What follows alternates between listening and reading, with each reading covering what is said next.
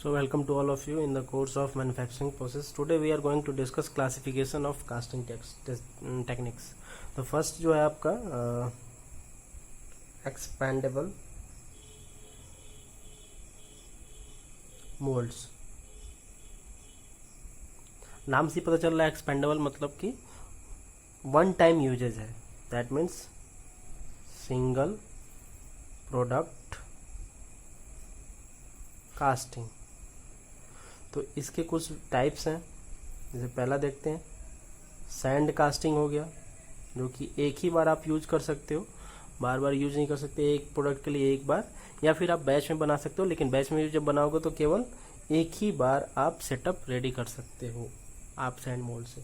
Second है आपका shell moulding.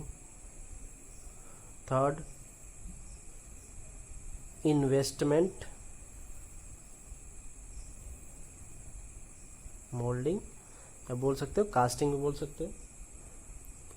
Next है full moulding. And last one CO2 moulding या कास्टिंग. तो टोटल 5 टाइप की है. एक्सपेंडेबल मोल्डिंग और expendable casting, sand casting, shell moulding, investment moulding, full moulding and CO2 moulding. Second आपका आता है परमानेंट मोल्ड्स. आप परमानेंट मोल्ड यूज करोगे, मतलब डाई टाइप का, मतलब मेटल का बना होगा आपका. तो जैसे फर्स्ट जो है आपका डाई कास्टिंग. डाई जो होगा आपका किसी मेटल या एलॉय का बना होगा. नेक्स्ट जो है आपका सेंट्रीफ्यूगल कास्टिंग. ये सभी डिस्कस करेंगे अभी. सैंड कास्टिंग तो डिस्कस कर चुके हैं, बाकी सब अभी डिस्कस करेंगे. नेक्स्ट जो है स्लस SLUSH casting, one by one discuss करेंगे. थर्ड जो है आपका वो है कंटिन्यूअस कास्टिंग या कंटिन्यूअस कास्टिंग, या फिर कंटिन्यूअस मोल्ड्स भी बोल सकते हैं, जिससे कंटिन्यूअस प्रोडक्ट आप कास्ट कर सकते हैं without breakage, without interrupting the process, total process. So तो एक्सपेंडेबल के 5 टाइप के हैं: sand casting, shell moulding, investment moulding, full moulding, CO2 moulding. Permanent moulds के टाइप हैं डाई कास्टिंग. परमानेंट टाइप होगा मतलब मास प्रोडक्शन आप कर सकते हो, मास प्रोडक्शन, ठीक है. Centrifugal casting, slush casting. Continuous casting without breakage, आप कंटिन्यूअसली कास्ट कर सकते हो प्रोडक्ट को. तो अभी हम डिस्कस करने जा रहे हैं सेल मोल्डिंग.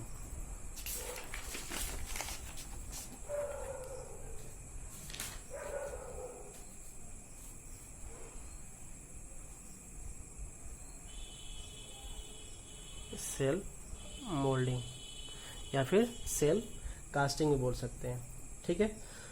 तो इसमें करते क्या है हम कि सबसे पहले हम fine silica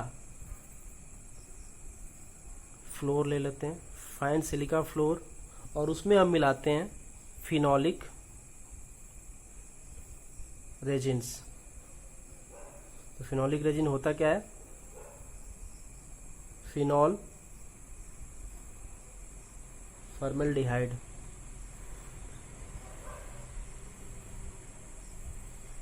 phenol formaldehyde,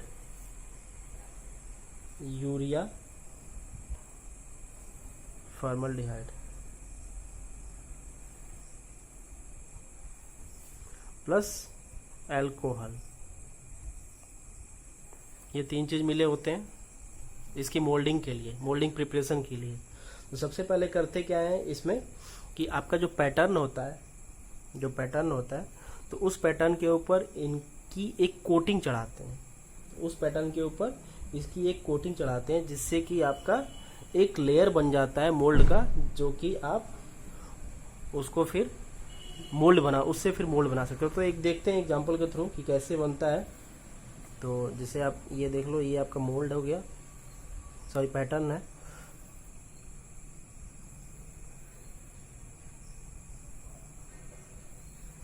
suppose ये आपका पैटर्न है, ठीक है। अब हम करते क्या है कि सबसे पहले इस पैटर्न को, एक बॉक्स होगा, इस बॉक्स के अंदर आपका फिल रहेगा ये मिक्सचर, ये तीनों के तीनों mixture, that means fine silica floor plus phenolic resins plus alcohol, इनका मिक्सचर होगा। यहाँ पे इनका मिक्सचर टैंक के अंदर फिल होगा, भरा रहेगा, ठीक। आपका ये जो है पैटर्न है, इसको इस तरीके से सेट कर देंगे पहले इस पोजीशन पे। फिर इसको क्या करेंगे कि आपका जो पैटर्न है इसको क्या करते हैं, 230 से 250 डिग्री सेंटीग्रेड तक हीट करते हैं इस पैटर्न को। ये तो हीट करेंगे तो ये जो पैटर्न होता है आइदर कास्ट आयरन का बनता है या फिर एल्युमिनियम का बनाते हैं। जो पैटर्न होता है इसका मेटल का होता है, कास्ट आयरन या फिर एल्युमिनियम का बना सकते हैं। तो इसको क्या करते हैं, पैटर्न को 230 से 250 डिग्री तक हीट करते हैं और इस मोल्ड बॉक्स में इस तरीके के सेटअप में रखते हैं। फिर इसको क्या करते हैं, आगे नेक्स्ट जो प्रोसेस करते हैं, जस्ट रिवर्स उल्टा कर देंगे, इसको फ्लिप कर देंगे। तो फ्लिप कर देंगे तो आपका सेटअप इस तरीके से कुछ दिखेगा।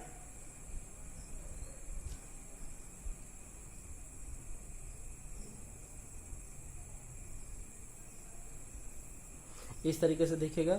तो होगा क्या कि आपका जो है इसके ऊपर आपका सैंड जो मिक्सचर है वो मिक्सचर यहाँ पे आ जाएगा, यहाँ पे इस तरीके से जब आप फ्लिप कर दोगे, ठीक है। तो ये जो आपका पैटर्न है वो हीटेड है 230 से 250 डिग्री सेंटीग्रेड। तो क्या होगा, वो जो आपका मिक्सचर है वो फ्यूज होगा इसके सरफेस पे, पैटर्न के सरफेस के ऊपर, और एक लेयर फॉर्म कर देगा कुछ थिकनेस का, कुछ मिलीमीटर थिकनेस का आपका एक लेयर फॉर्म कर देगा इसके ऊपर, ठीक है। अब उसके बाद हम क्या करेंगे, उसके बाद जस्ट इसके बाद का प्रोसेस हम देख लेते हैं। उसके बाद जस्ट हम फिर से उसको फ्लिप कर देंगे। उसके बाद क्या करेंगे, फिर से इसको फ्लिप कर देंगे पूरे सेटअप को।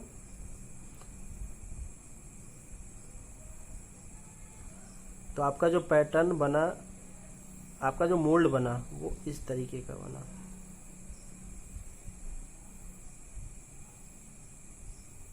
इसके ऊपर एक लेयर चढ़ गया, ये आपका क्या हो गया, ये आपका पैटर्न मटेरियल है। और यहाँ पे कुछ जो रिमेनिंग सैंड्स मिक्सचर जो होगा वो अभी भी बचा रहेगा, जिसको फिर से आप अगेन यूज कर सकते हो, ठीक है।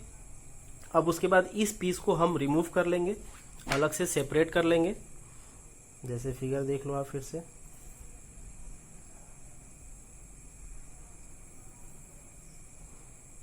आपका एक लेयर इसके ऊपर चढ़ गया है, एक लेयर स्टिक कर गया है।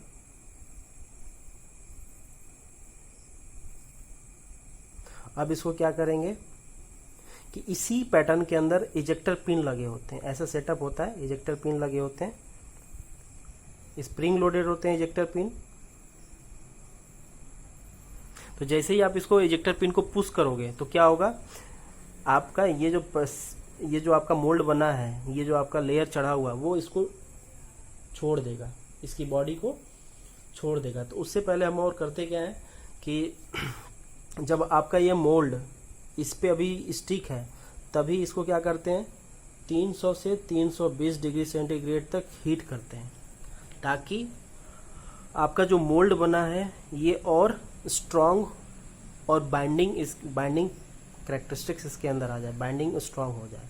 तो इसलिए आप क्या करते हो, 300 से 320 डिग्री सेंटीग्रेड तक हीट करते हो, और हीट करने के बाद फिर क्या करते हो, आप यहाँ से इजेक्टर पिन को पुश करते हो, तो ये आपका मोल्ड बॉक्स इससे डिसंगेज हो जाता है। तब इसके बाद आप करते क्या हो कि ये तो आपका एक पीस हो गया, जैसे आप देख लो, इसको इस तरीके से इंस्टॉल कर दोगे, ठीक है। ऐसे ही आप देख लो, इस तरीके से आपका ये हो गया एक तरफ का मोल्ड बॉक्स। ऐसे ही आप दूसरा भी मोल्ड बॉक्स बना लोगे, उसको भी इस तरीके से आप इंस्टॉल कर दोगे, सेट कर दोगे।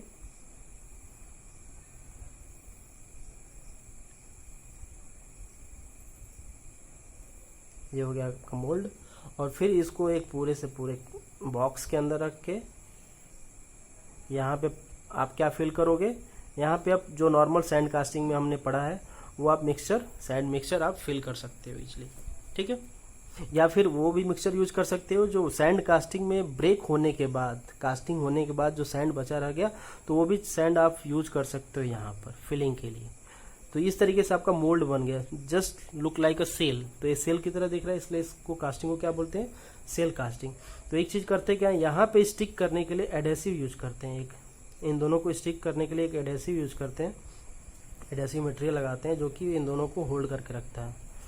तो यहाँ आपका सेल बन गया, तो आप क्या करते हो, लिक्विड मेटल यहाँ पे फिल करते हो। तो ये जो मैं आपको दिखा रहा हूँ, ये जो मैं बना रहा था, ये क्या चीज है, ये आपका स्प्रू है, गेटिंग सिस्टम है, जिससे आपका लिक्विड मेटल फिल होगा और आपका मटेरियल कास्ट हो जाएगा, ठीक है। तो समझ में आ गया। सबसे पहले क्या करते हैं, एक बार फिर से देख लेते हैं। सेल मोल्डिंग में आपका पैटर्न है, तो पैटर्न को सबसे पहले 230 से 250 डिग्री सेंटीग्रेड तक हीट करेंगे। ये कास्ट आयरन या एल्युमिनियम का बना होगा, ठीक है। उसके बाद क्या करेंगे कि इसको मिक्सचर बॉक्स, तो मिक्सचर किस चीज़ का होगा, फाइन सिलिका ग्रेन्स होगा या फ्लोर होगा, plus phenolic resins, that means उसमें क्या क्या होगा, फिनॉल फॉर्मेल्डिहाइड और यूरिया फॉर्मेल्डिहाइड होगा, प्लस एल्कोहल होगा, ये बाइंडर का काम करता है। तो फिर इसके बाद क्या करेंगे कि इस मिक्सचर के अंदर आप रख के आप इस तरीके से सेटअप रेडी करोगे, फिर उसको फ्लिप कर दोगे। इसके बाद आपका ये वाला ऑप्शन आएगा, फ्लिप कर दोगे तो हीटेड फॉर्म में आपका पैटर्न हो, तो क्या होगा, इसके ऊपर एक फ्यूज होके आपका जो मिक्सचर है फ्यूज होके एक लेयर बनाएगा, स्टिक कर जाएगा, यहाँ पे कुछ मिनिमम थिकनेस का एक लेयर बनेगा। फिर उसको क्या करेंगे, फ्लिप कर देंगे, तो रिमेनिंग जो सैंड मिक्सचर है वो आपका डिसलॉज हो जाएगा और जो स्टिक वाला मिक्सचर है वो इसके साथ रिटेन रहेगा। फिर इसको क्या करेंगे, अलग से निकाल के इसको 300 से 320 डिग्री सेंटीग्रेड तक हीट करेंगे। हीट करने के बाद जब ये प्रॉपर स्ट्रांग बन जाएगा आपका मोल्ड, तब इसको क्या करेंगे, पुश करेंगे एक इजेक्टर पिन से, और उसके बाद इस मोल्ड को डिस्चार्ज कर देंगे। तो डिस्चार्ज कर दोगे, फिर उसके बाद दूसरा पार्ट और बनाएंगे, और उसके बाद आप यहाँ पे एक एडहेसिव यूज करके आप इसको क्या करोगे, स्टिक कर दोगे। तो और इधर जो आप सैंड यूज कर रहे हो, जो सैंड मिक्सचर है, सैंड मिक्सचर जो है वो आप आइदर सैंड कास्टिंग में जो ब्रेकिंग के बाद मिलता है वो आप यूज कर सकते हो, या ऑलरेडी कोई सैंड यूज हुआ है तो वो भी आप यूज कर सकते हो। तो इसलिए इसका नाम पड़ा है सेल की तरह, लुक लाइक अ सेल, तो इसलिए इसका नाम है सेल मोल्डिंग, ठीक है। तो क्लियर हो गया। तो इस सेल मोल्डिंग का कुछ एप्लीकेशंस हैं, क्या कहाँ कहाँ यूज करते हैं एप्लीकेशंस। सिलेंडर ब्लॉक, सिलेंडर आप लोग पढ़ोगे, सिलेंडर आईसी इंजन पढ़ोगे, इंटरनल कंबसन इंजन, जो गाड़ियों में या किसी इंजन के सिलेंडर बॉक्स जो होता है उसकी मैन्युफैक्चरिंग इससे होती है, या फिर सिलेंडर जो हेड होता है उसकी आप कास्टिंग कर सकते हो। स्मॉल साइज के gear boxes, small size gear box की आप कास्टिंग कर सकते हो। रॉकर आर्म्स, ये सारा का सारा IC engine, internal combustion engines में यूज होने वाला प्रोडक्ट है, सभी का सभी। तो आप इन सब का कास्टिंग कर सकते हो, क्योंकि ये आप देख रहे हो कि इसमें surface finish as compare to sand casting आपका क्या होगा, बेटर होगा। बेटर क्यों होगा, क्योंकि यहाँ पे आपका मटेरियल जो है जो फ्यूज हो गया है यहाँ पे पैटर्न के साथ, वहाँ पे सरफेस फिनिश आपका बेटर मिलेगा as compare to sand casting. तो सरफेस फिनिश बेटर मिलेगा, तो इसका यूज जो है cylindrical block, cylindrical heads, small size gear box इसलिए क्योंकि ये सेल, अगर बड़ा साइज का गियर बॉक्स बनाना है तो आपको सेल का जो मोल्ड सेल है वो आपका मजबूत होना चाहिए, स्ट्रांग होना चाहिए। तो उसके लिए आपको उतनी थिकनेस का सेल भी बनाना पड़ेगा ताकि उतना स्ट्रेंथ होल्ड कर सके, विथ स्टैंड कर सके, क्योंकि उतना मटेरियल फिल करोगे तो उतना मेटल के वेट को विथ स्टैंड कर सके। तो इसलिए आप क्या करते हो, स्मॉल साइज का गियर बॉक्स बनाते हो, जो कि आप इजिली इससे बना सकते हो विथ बेटर सरफेस फिनिश। और आप क्या करते हो, रॉकर आर्म्स जो कि लाइट इन वेट होते हैं, लाइट इन वेट जो होते हैं उनका आप इजिली कास्टिंग कर सकते हैं बाय यूजिंग सेल मोल्डिंग। तो ये है आपका सेल मोल्डिंग। तो नेक्स्ट डिस्कस करते हैं investment casting.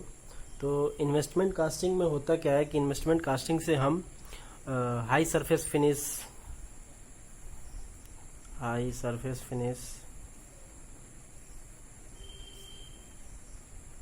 High dimensional accuracy, high dimensional accuracy,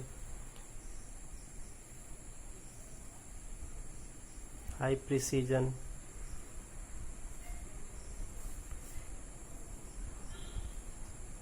high melting point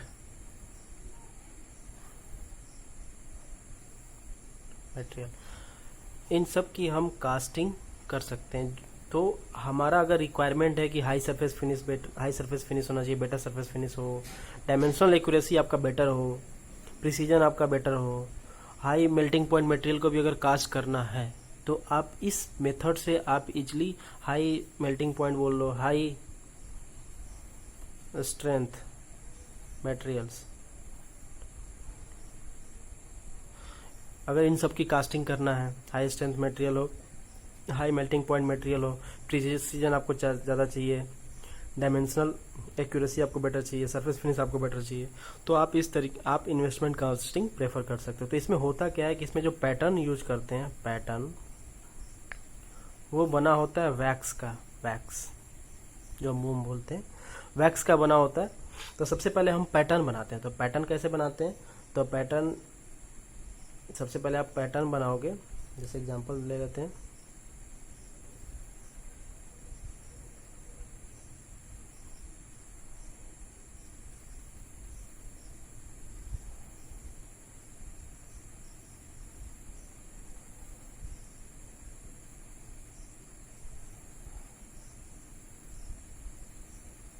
तो ये आपका सबसे पहले मेटल का डाई हो गया, मेटल डाई है।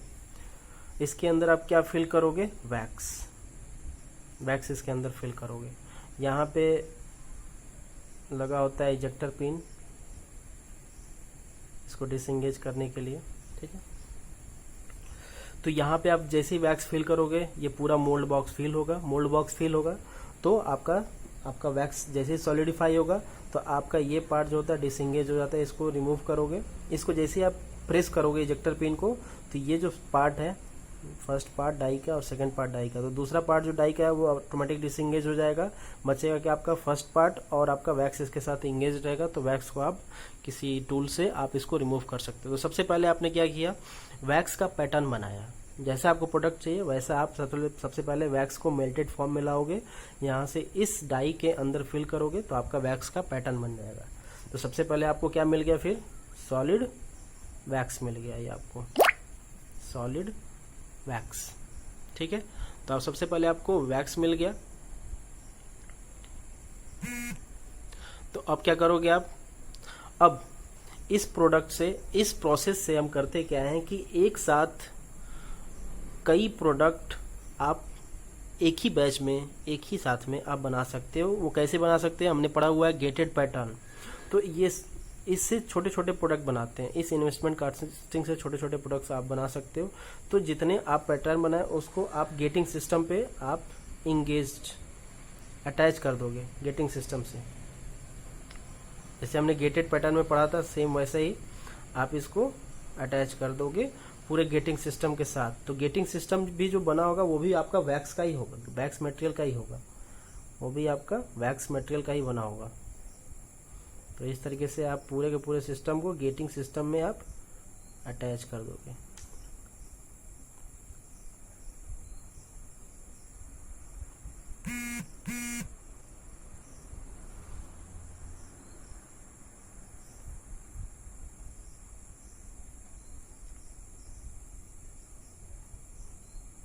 तो इस तरीके से आप जितने आप प्रोडक्ट आप ऐड कर सकते हो आप। तो ये सब के सब आपने यहाँ से क्या किया? सबको गेटिंग सिस्टम में आपने क्या कर दिया? अटैच कर दी। ये आपका पोरिंग बेसिन होगा। तो पूरा का पूरा पीस जो होगा, पूरा का पूरा पीस बना होगा आपका वैक्स का। सबसे पहले आपने पैटर्न बनाया, अलग अलग सिंपल सिंगल पैटर्न। उस सिंगल पैटर्न को 1 2 3 4 5 6 सपोज 6 पैटर्न को आपने क्या किया? गेटिंग सिस्टम के थ्रू, गेटेड पैटर्न के थ्रू आपने सबको इस तरीके से असेंबल कर दिया। अब उसके बाद हम करते क्या है कि इस पूरे मिक्सचर को एक स्लरी के अंदर डिप करते हैं। स्लरी, अब ये स्लरी बना किस चीज का होता है? ये होता है silica floor silica powder, ethyl silicate binder plus water होता है। ये इनका मिक्सचर होता है, स्लरी, जो स्लरी होता है ये इनका मिक्सचर है। Silica floor, ethyl silicate binder और वाटर का ये मिक्सचर है। तो इसमें क्या करते हैं कि आप करते क्या हो कि इसमें इस पूरे के पूरे पैटर्न को आप क्या करते हो, डिप करते हो उस स्लरी के अंदर। स्लरी जो होता है वो लिक्विड जस्ट पेस्ट फॉर्म में होता है, स्लरी जिसमें वाटर कंटेंट ज़्यादा होता है, उसमें आप क्या करोगे, उसको डिप करोगे।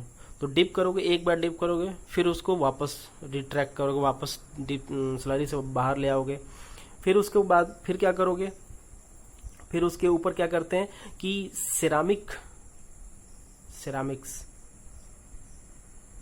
उसके ऊपर ड्राई पाउडर फॉर्म में होगा, उसको क्या करोगे, उसके ऊपर छिड़कोगे, मतलब स्प्रिंकल करोगे सेरामिक को। सेरामिक का मेल्टिंग पॉइंट जो होता है नियरली 4500 डिग्री सेंटीग्रेड के आसपास होता है। इसीलिए हम जो है, मैंने जो अभी लिखवाया, हाई मेल्टिंग पॉइंट मटेरियल की भी कास्टिंग कर सकते हैं। जैसे सैंड केवल सिलिका पाउडर यूज करते तो क्या होता है, सिलिका की मेल्टिंग पॉइंट 1710 डिग्री सेंटीग्रेड है। तो हाई मेल्टिंग पॉइंट मटेरियल जैसे टंगस्टन है, टंगस्टन का मेल्टिंग पॉइंट जो है आपका 3500 डिग्री सेंटीग्रेड के आसपास है, तो उसकी कास्टिंग डिफिकल्ट होगा, आप केवल सिलिका के मिक्सचर से आप नहीं कर सकते। इसलिए सेरामिक यूज कर रहे हैं। तो सेरामिक जब आप यूज कर रहे हो तो सेरामिक की मेल्टिंग पॉइंट 4500 डिग्री सेंटीग्रेड। तो जैसे ही आपने सिलिका ये स्लरी से मिक्सचर से जैसे ही आपने पैटर्न पूरा गेटिंग सिस्टम को बाहर निकाला, तो आप करोगे क्या, उसके ऊपर सेरामिक ड्राई जो पाउडर फॉर्म में उसके ऊपर स्प्रिंकल करोगे।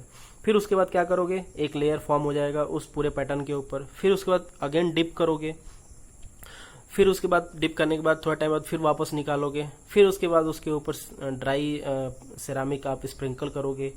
तो धीरे धीरे क्या होगा, ये कई बार रिपीटेड प्रोसेस चलेगा, जिससे क्या होगा, आपका एक प्रॉपर लेयर बन जाएगा। किसके ऊपर, आपका पैटर्न के ऊपर, आपका पूरा गेटिंग सिस्टम के ऊपर आपका एक लेयर बन जाएगा। इस तरीके से आप देख लो, जैसे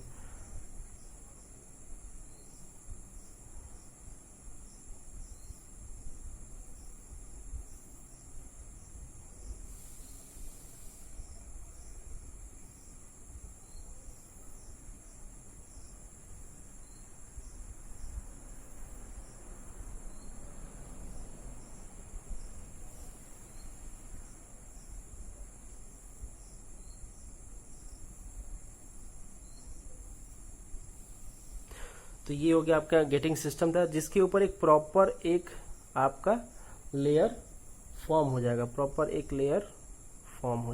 धीरे धीरे जैसे आप रिपीटेड करोगे बार बार कंटिन्यूअस, तो एक प्रॉपर एक लेयर इसके ऊपर एक फॉर्म हो जाएगा।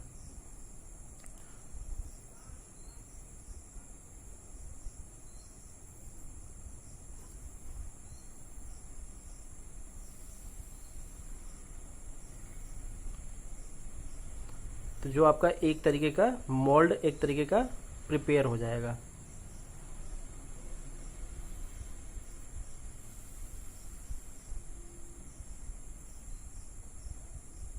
ठीक है, इस तरीके का आपका एक लेयर पूरे के पूरे आपका गेटिंग सिस्टम के चारों तरफ आपका एक लेयर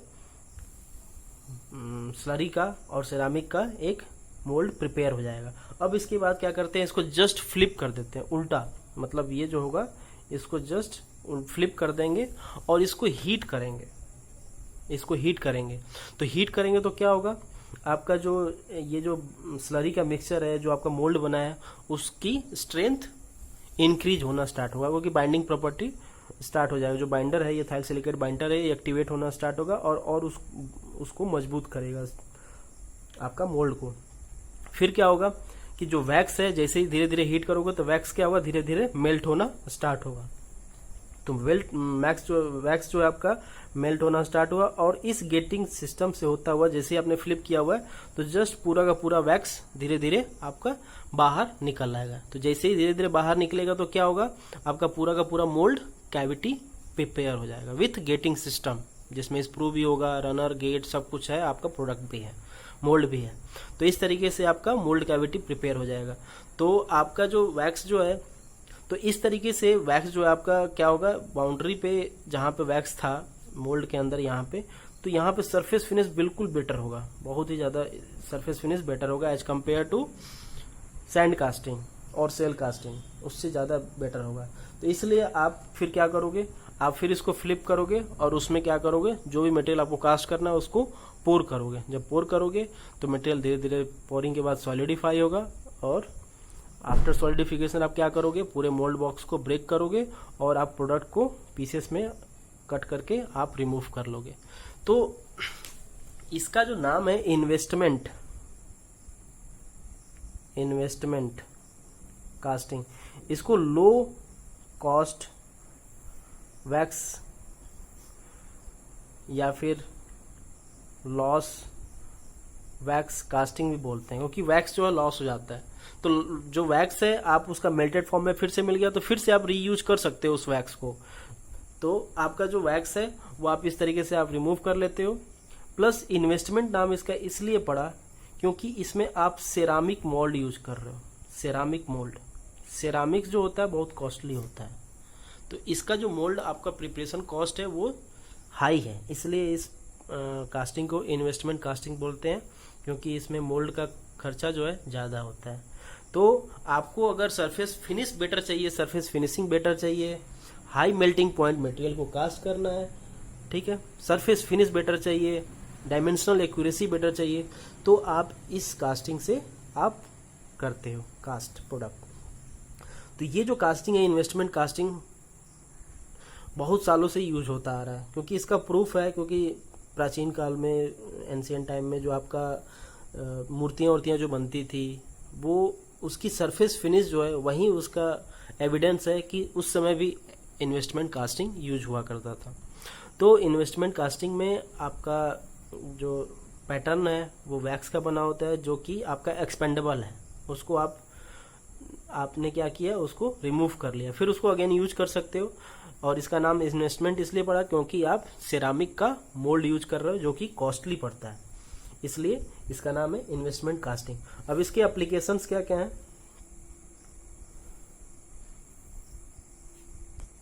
यूजेज क्या क्या है। सबसे पहले जो क्वेश्चंस आता है कहीं भी कॉम्पिटिटिव एग्जाम में कि टरबाइन ब्लेड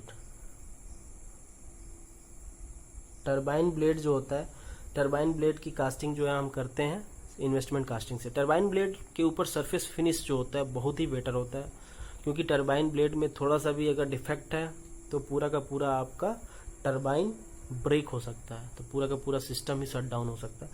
तो सरफेस जो होता है बिल्कुल स्मूथ चाहिए, डायमेंशनल एक्यूरेसी चाहिए, plus high strength material turbine का यूज करते हो तो वो उसकी कास्टिंग हो सके, इसलिए हम टरबाइन ब्लेड की कास्टिंग करते हैं।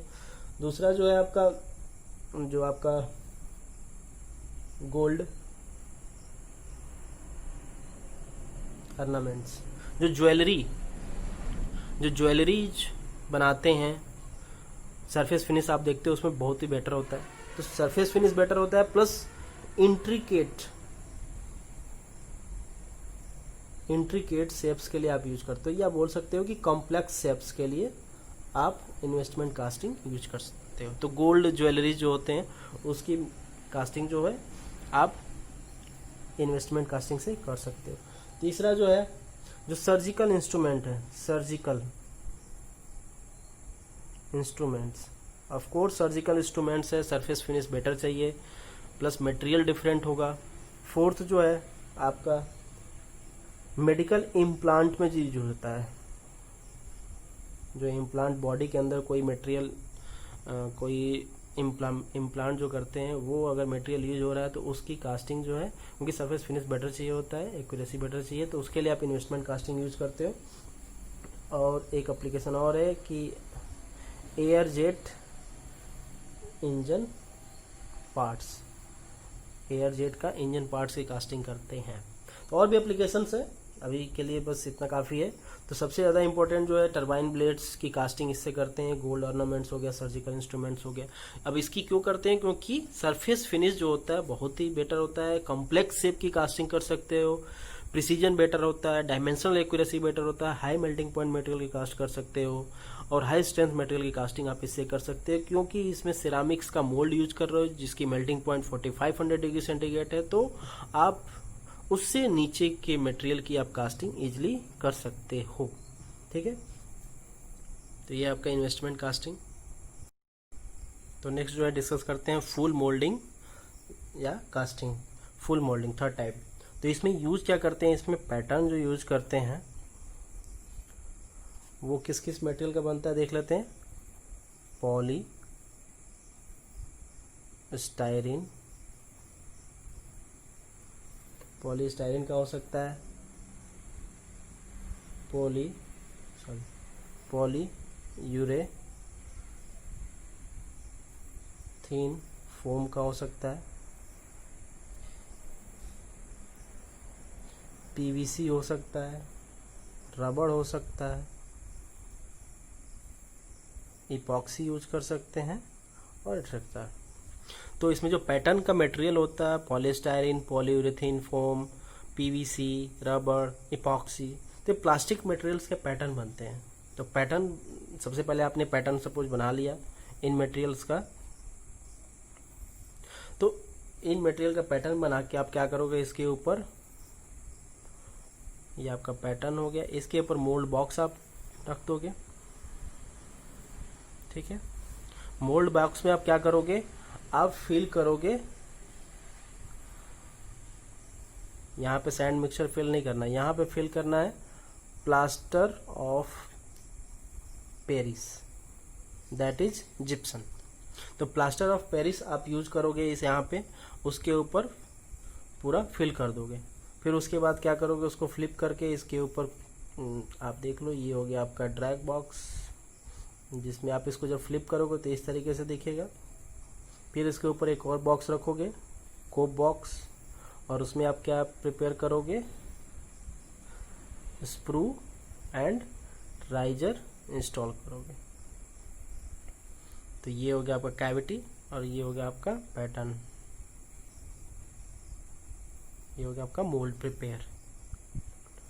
ठीक है, तो इस तरीके से आपका फुल मोल्डिंग से जो है आप क्या क्या बना सकते हो। कॉम्प्लेक्स शेप अगर आपको ज़्यादा रिक्वायर्ड है, for complex shapes and low melting point material की आप कास्टिंग करते हैं। इससे लो मेल्टिंग पॉइंट मटेरियल की कास्टिंग होता है। कॉम्प्लेक्स शेप का आप इजीली कास्ट कर सकते हो, क्योंकि आप जो प्लास्टिक या रबड़ जो यूज करें, पॉलीयूरेथीन, पॉलीस्टायरीन, पीवीसी, रबड़, इपॉक्सी जो आप यूज करो, इजीली उसको प्रिपेयर कर सकते हो पैटर्न को। और आप इस पे जो मोल्ड बना रहे हो प्लास्टर ऑफ पेरिस का है, तो कॉम्प्लेक्स शेप आप इजीली ऑब्टेन कर सकते हो। लेकिन जो आपका प्लास्टर ऑफ पेरिस जो होता है उसका रिफ्रैक्ट्रीनेस प्रॉपर्टी जो होता है कम होता है। जैसे सिरामिक का था, हाई टेम्परेचर तक विथ स्टैंड करता था टेम्परेचर, बट ये जो है रिफ्रैक्ट्रीनेस प्रॉपर्टी ज़्यादा नहीं होता है। इसलिए क्या होता है कि आप लो मेल्टिंग पॉइंट मटेरियल का आप इससे कास्टिंग करोगे। तो जैसे ही आप लिक्विड मेटल आप यहाँ पे फिल करोगे तो क्या होगा, आपका ये जो प्लास्टिक है या रबड़ जो भी है, जिस मेटल का भी आपका पैटर्न है, वो क्या होगा, हायर टेम्परेचर से आपका लिक्विड मेटल फिल हो रहा है। तो होगा क्या, यहाँ पे जो आपका पैटर्न है वो क्या होगा, मेल्ट होके इवेपोरेट होना स्टार्ट होगा। इवेपोरेट होगा तो वो कहाँ जाएगा, वो राइजर से वेपर के फॉर्म में बाहर की तरफ निकल जाएगा। और जैसे ये बाहर की तरफ पूरा कम्प्लीटली निकल जाएगा तो फिर क्या होगा, यहाँ पे पूरा मोल्ड कैविटी मिल जाएगा आपको। फिर आप क्या कर सकते हो, यहाँ पे आपका liquid metal layer by layer आपका फिल हो जाएगा। तो इस तरीके से आपको पैटर्न रिमूव करने की जरूरत ही नहीं है इसमें। क्यों, क्योंकि आपका जो पैटर्न है वो जैसे आप उसके डायरेक्टली ऊपर जो है आप लिक्विड मेटल फिल करोगे तो क्या होगा, पैटर्न मेल्ट होगा, वेपोराइज होगा और राइजर के थ्रू होता हुआ आपका बाहर की तरफ गैसेस एस्केप हो जाएगा और आपका एक मोल्ड कैविटी मिलेगा जहाँ पे आप लिक्विड मेटल आपका फिल होगा और सॉलिडिफाई हो जाएगा। तो ये होता है आपका फुल मोल्डिंग। तो सबसे इसका मेन कैरेक्टरिस्टिक क्या है कि कॉम्प्लेक्स शेप आप बना सकते हो, लो मेल्टिंग पॉइंट मटेरियल बनाते हैं, इसमें पैटर्न जो यूज करते हैं ये होता है, इस मटेरियल का बना होता है।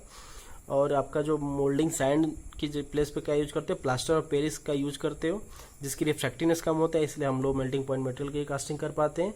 और डायरेक्टली मोल्टेन मटेरियल जो फिल करते हैं, पोर करते हैं पैटर्न के ऊपर, जिससे पैटर्न जो होता है वेपोरेट होके वेपोराइज होके बाहर की तरफ एस्केप हो जाता है और मोल्ड कैविटी मिलता है जहाँ पे आपका मटेरियल कास्ट हो जाता है। तो इससे सिंपल प्रोडक्ट, जैसे एप्लीकेशन देख लेते हैं, simple product but complex shapes के आप इजीली कास्ट कर सकते हैं। जैसे कि लॉक जो ताले होते हैं उनके कंपोनेंट्स, लॉक कंपोनेंट्स,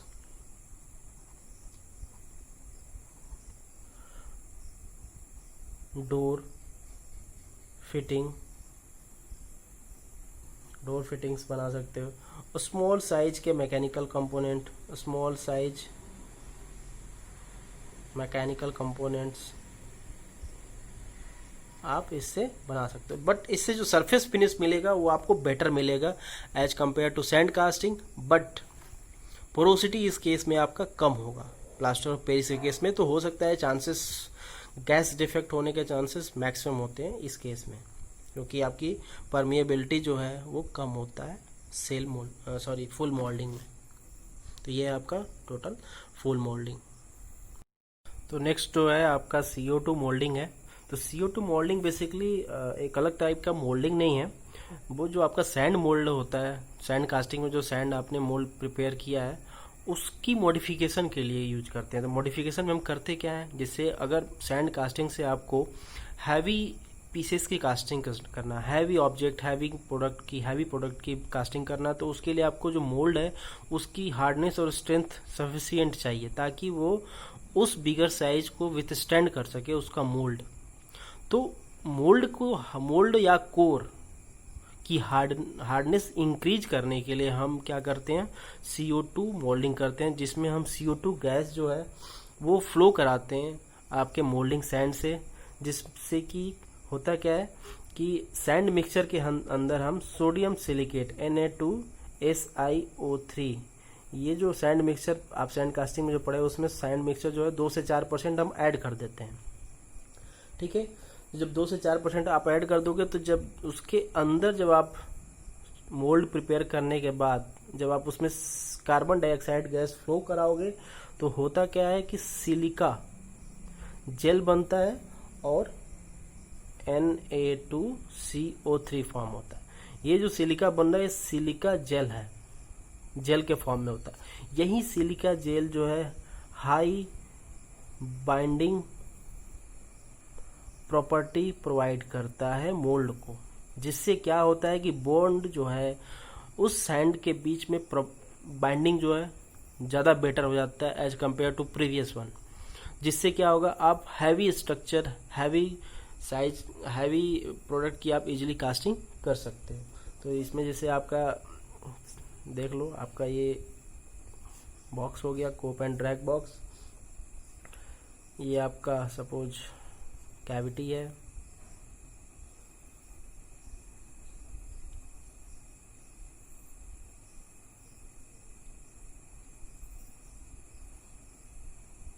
यहाँ पे आपने इंस्टॉल किया और रनर राइजर। ठीक है, तो यहाँ पे करते क्या है कि यहाँ पे फ्लो कराते हो आप यहाँ से CO2 गैस। तो यहाँ पे जो मिक्सचर है, इस मिक्सचर के अंदर क्या है, सैंड का जो मिक्सचर है, जो जैसे आपका सैंड है, क्ले है, वाटर है, एडिटिव्स है। तो एडिटिव्स में जो आपने सोडियम सिलिकेट Na2SiO3 आपने ऐड किया है 2 से 4%, तो ये क्या होगा, जैसे ही आप CO2 गैस इसके अंदर से आप फ्लो कराओगे तो क्या होगा, ये सोडियम सिलिकेट के साथ रिएक्शन करेगा तो सिलिका जेल बनाएगा, और ये सिलिका जेल क्या करेगा, आपका बाइंडिंग प्रॉपर्टी इंक्रीज कर देता है। जैसे ही बाइंडिंग प्रॉपर्टी इंक्रीज होगा, इस पूरे मोल्ड की हार्डनेस, मतलब कि उसकी स्ट्रेंथ आपकी मोल्ड की बढ़ जाती है, जिससे कि आप बिगर साइज के प्रोडक्ट की भी कास्टिंग आप इजीली कर सकते हो। तो CO2 मोल्डिंग एज सच कोई डिफरेंट टाइप की मोल्डिंग नहीं है, बट आप बिगर साइज फॉर